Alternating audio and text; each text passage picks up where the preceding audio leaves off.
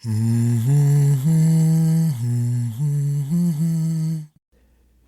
ever look back at something you've been putting off and suddenly realize the real reason you didn't do it wasn't timing or resources or being busy?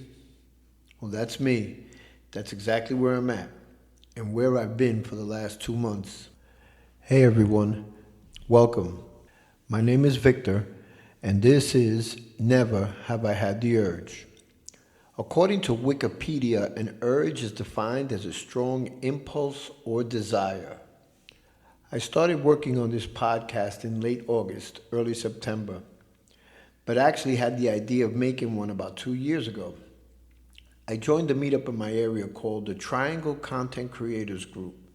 It's hosted by Javier Leiva, the creator and host of the Pretend podcast. I had attended 2 or 3 of the meetups, and they were actually pretty fun and inspiring. But as we all know, things happen. Life showed up and got in the way, and creating a podcast was put on the back burner. 2 years later, I had an idea. I wrote some scripts and sat down to record them. And yet, after setting an October 1st launch date, here I am at the beginning of December, and nothing. Crickets. For the last couple of weeks, I kept asking myself, why am I still standing here? Why haven't I launched my podcast yet? What am I waiting for? What's going on with me? Then the answer finally hit me. Fear. I was afraid and I couldn't see it or admit it. Fear of this podcast not being perfect. Fear of it not being liked. Fear of failing. And yes, even fear of succeeding. It felt like I was standing on a bridge, like a bungee jumper, toes on the edge, looking down at something I wanted to do, but not trusting myself enough to jump. What if the jump actually works? What if the cords hold? What if everything I've been afraid of is actually the thing I needed to move forward? So today, this episode starts at number 4, not at the pilot, not at episodes 1, 2, or 3, but at number 4.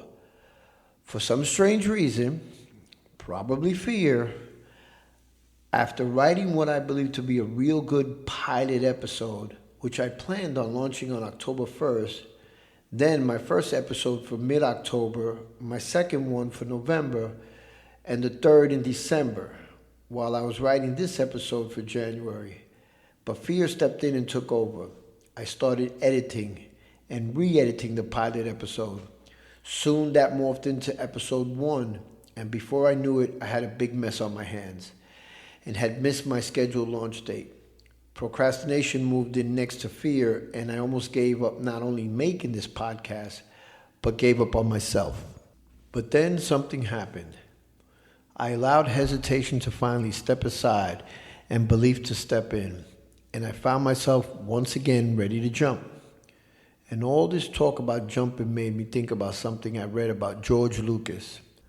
George Lucas, the creator of the Star Wars saga, didn't start Star Wars with episode 1. He actually started it with episode 4, A New Hope, because that's where the story really began for him. Now, I've never talked to George about this personally, although I'd love to, but I get it. Sometimes a story doesn't have to start at its beginning. You can tell it from the middle or even from the end, because wherever you choose to start, that's your beginning. That's your leap. And it got me thinking about the people who actually bungee jump, about where that whole idea even came from.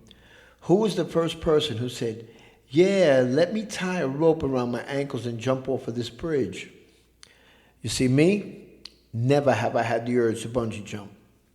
But the more I thought about it, the more I realized that the urge to jump isn't really about thrill seeking at all. At least not in the beginning. It's deeper than that, older than that. It's wired into us somehow, this strange mix of fear, curiosity, and trust.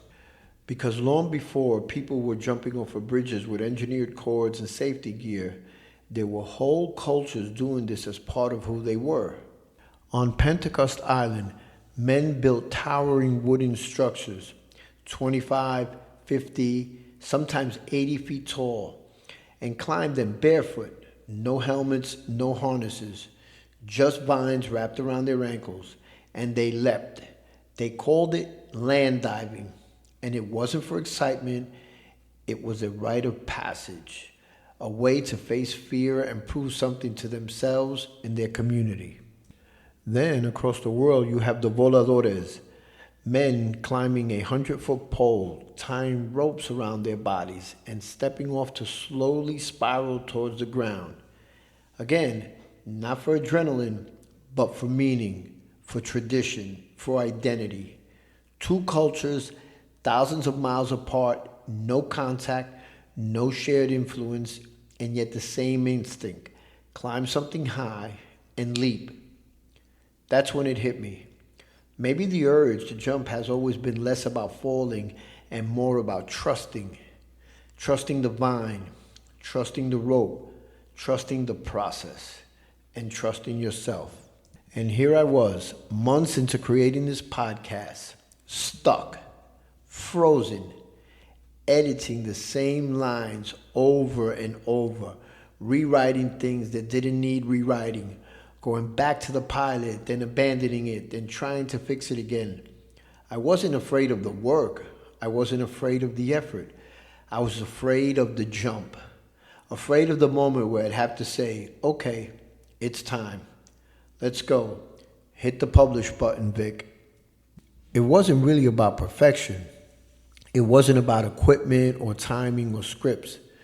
It was about faith, the quiet kind, the kind that shows up in your stomach when you're standing on the edge of something new and everything inside of you is shaking.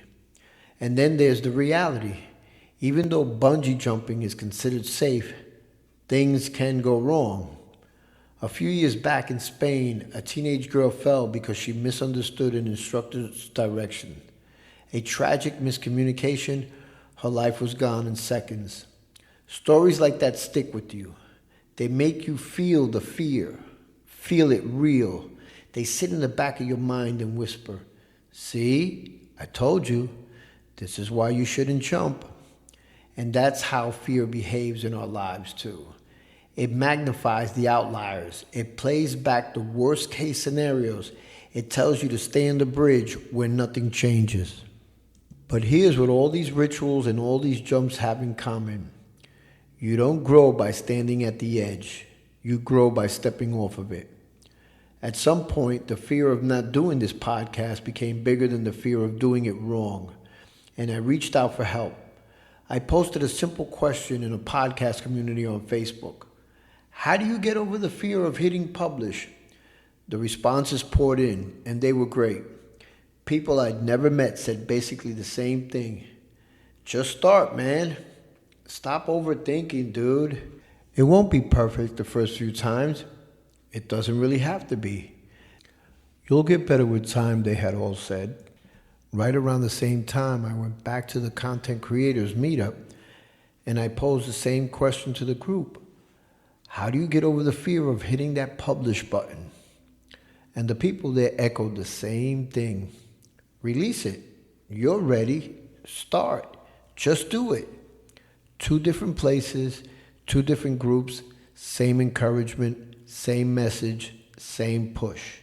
When something shows up twice like that, from 2 totally different directions, you start paying attention. That's when I realized something important. Courage doesn't always show up loudly. Sometimes it whispers. Sometimes it nudges. Sometimes it shows up disguised as people who believe in you before you believe in yourself. And that whisper finally became louder than my fear. So here I am, taking the leap. Not off a bridge or a tower, but into my own purpose, into this podcast, into whatever comes next. So thank you for standing with me on this metaphorical bridge. And as I take this first leap of faith into podcasting, thank you for supporting me before I even had the courage to jump. Now I have to ask, what bridge or tower are you standing on right now, hesitating to leap from? What urge is pulling at you?